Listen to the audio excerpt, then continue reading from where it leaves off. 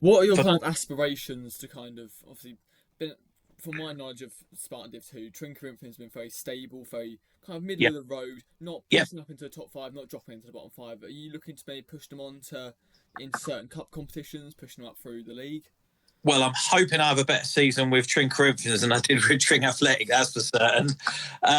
Yeah, I think it's a project as well with Tring Corinthians that they're looking at going up to step six, looking at a 4G surface. So I think this year will be a good year consolidating, bringing in some new players, putting my idea across to the club, bringing new players in that are interested in the project of getting up to step six. So there's no pressure on me to win the league or get relegated, but I would love a really good cup run. I think a good cup run is vital. How is it? What makes it vital? Is it the money that can come from it? How is it like galvanizing players, things like that? What kind of makes it vital to you? Yeah, no, I don't think it's the money. I think it's the whole galvanising of a club because it's such a good feeling to be in a cup final and win. I've had them as a player. There's nothing like it, and it really does boost the morale of a club.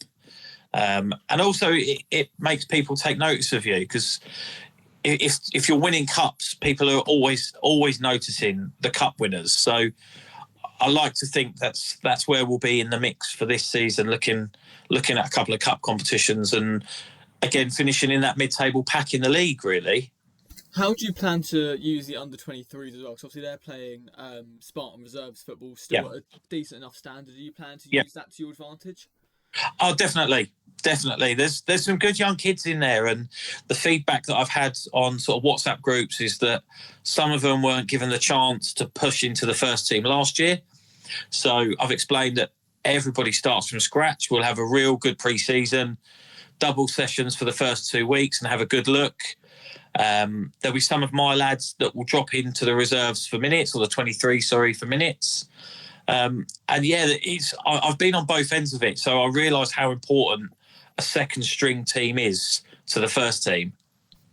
Do you think as well with them playing a decent standard of football in the Spartan reserves that really helps out where clubs obviously like Stony Stratford they're going to be playing North Bucks Div 1 like Yeah, kind of throws it out a little bit. yeah, it's similar to sort of the athletic vibe where sometimes the players don't want to drop down because they feel the steps beneath them.